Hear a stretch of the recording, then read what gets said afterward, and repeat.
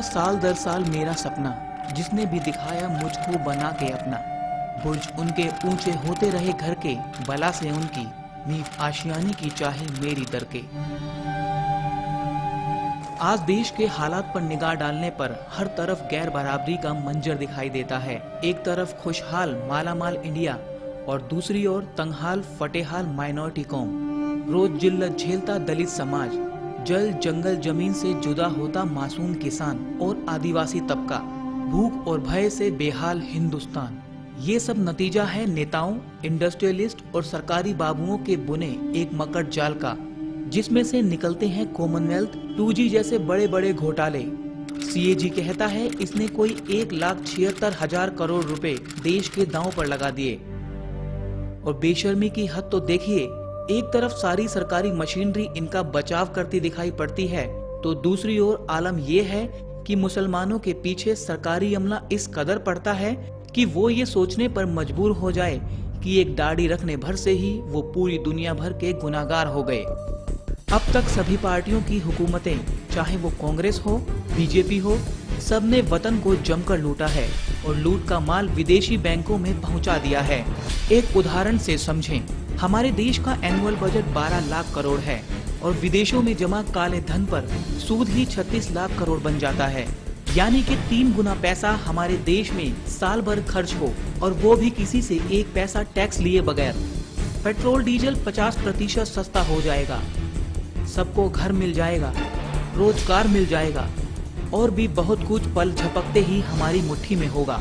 अब कौन कह सकता है कि ये देश गरीब है। माइनॉरिटी कौम का तो सारे देश में बुरा हाल है।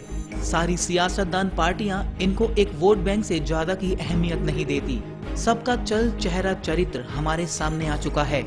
आज मुसलमानों को उनका हक दिलाना तो दूर, सारे देश की सुरक्षा एजेंसीज हर दूसरे मुसलमान को आतंकवादी ही समझती है और उनको इसी रूप में प्रोजेक्ट भी करती है। हिंदुत्व की पैरोकार पार्टियां तो खैर खुले तौर पर ये रवैया अख्तियार किए हुए हैं, पर दूसरी पार्टियां जैसे कांग्रेस, समाजवादी या BSP भी अपना उल्लू सीधा करने के लिए मुसलमान वोटरों को झूठे सब्ज बात दिखाती रही है।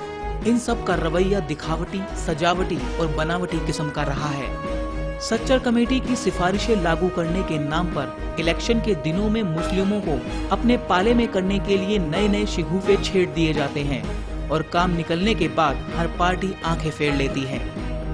आज तक देश का मुसलमान इन परपंचों में खूब उलझता रहा है और इनकी सियासी चालबाजियों का शिकार बनता रहा है।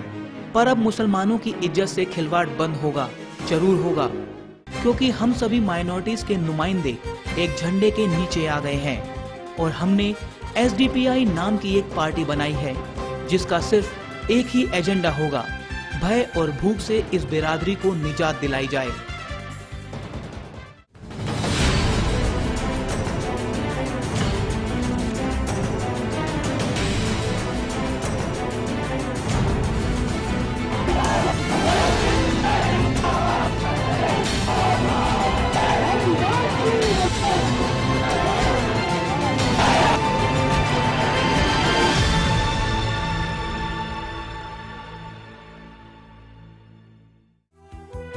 SDPI अपने अंदरूनी सेटअप में जमहूरियत के सारे तौर तरीके अपनाती है, जिसमें इसके पास एक सलीकेदार मेंबरों का कैडर है और इसकी हर गतिविधि में वैसी ही पारदर्शिता बरती जाती है जैसी ये पार्टी इस मुल्क में लाने का वादा करती है।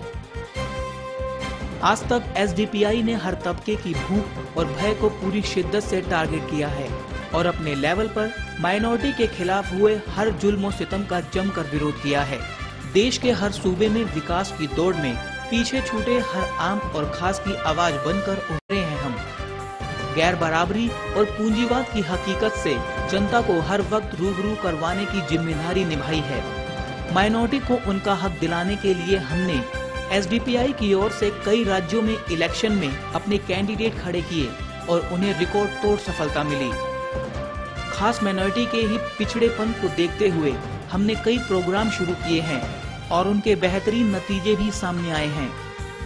आज तक सभी पार्टियों द्वारा इस्तेमाल किए गए भेदभावपूर्ण फार्मूलों को दरकिनार करके SDPI नए बराबरी को बढ़ावा देने वाले मॉडल को अपनाएगी जिसके कुछ खास बातों से आपको रूबरू करवाते हैं। भय और भूख के विरुद्ध जंग। आज देश का मुसलमान भय और आदिवासी तबका भूख की लड़ाई लड़ रहा है। ऐसे में इस बिरादरी के साथ होते इस दुर्व्यवहार को देखते हुए एसडीपीआई ने कई ठोस कदम उठाए हैं, जिसमें पार्टी का प्रमुख एजेंडा है देश के लोगों को भय और भूख से आजाद किया जाए, और पार्टी अपने इस एजेंडे पर काम भी कर रही है। साथ ही पार्टी की इसी नीति को पूरे देश से प्रोत्साहन भी मिल रहा है। पार्टी का वचन है कि वह लोगों को शक्ति देगी और भारतीय आम नागरिक को भय और भूख से आजादी दिलवाएगी। भूखों को भूख से बचाने के लिए, हकदारों का हक मांगने के लिए कौन है? कब तक हम धोखा खाते रहेंगे? कब तक गफलत में रहेंगे? ये पार्टी है आपको मकाम देने के लिए। इसके पहचान कीजिए, इसे मजबूती के साथ जुड़कर रहे। जो एसडीपीआई की जंग है, ये जंग सिर्फ भूख से और खौफ से निजात दिलाने के लिए नहीं, बल्कि हिंदुस्तान की असली आजादी की जंग का ऐलान करना होगा।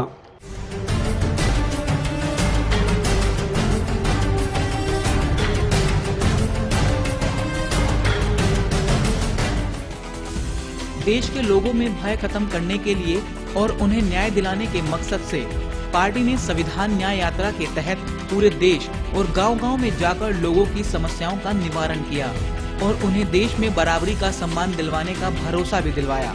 पार्टी द्वारा उठाए गए इस कदम को पूरे देश में प्रोत्साहित किया गया। सरकारी आतंक के खिलाफ जंग। देश में लगातार बढ़ते सरकारी आतंक के खिलाफ एसडीपीआई हमेशा आवाज उठाती रही है। साथ ही सरकार के गैर जिम्मेदाराना रवैये को देखते हुए देश भर में धरना प्रदर्शन, रैलियों के माध्यम से अल्पसंख्यकों के खिलाफ हो रहे अत्याचारों का भी पुरजोर विरोध किया जाता रहा है। गुजरात केस में संजीव भट्ट और मानवाधिकार कार्यकर्ता कविता श्रीवास्तव की गिरफ्तारी पर एसडीपीआई कार्यकर्ताओं ने देश भर में सड़कों पर उतरकर सरकार के गलत फैसलों का विरोध किया। साथ ही सरकार को सच उजागर करने वाले लोगों को रिहा करने की भी मांग की। हमेशा स्थायी ताकतें और बातिल कुव्वतें हक को डराने की कोशिश कर रही है, हक को छुपाने की, हक को दबाने की कोशिश कर रही है। और इस वजह से आज हक बोलने वाला अगर कोई बोल रहा है तो उसे मजबूर कर दिया जाता है। हम यहाँ से एक मैसेज देना चाहते हैं सरकार को कि हम उनके अत्याचारों से नहीं डरेंगे, हम उसके खिलाफ सच को उजागर करते रहेंगे और करते रहेंगे।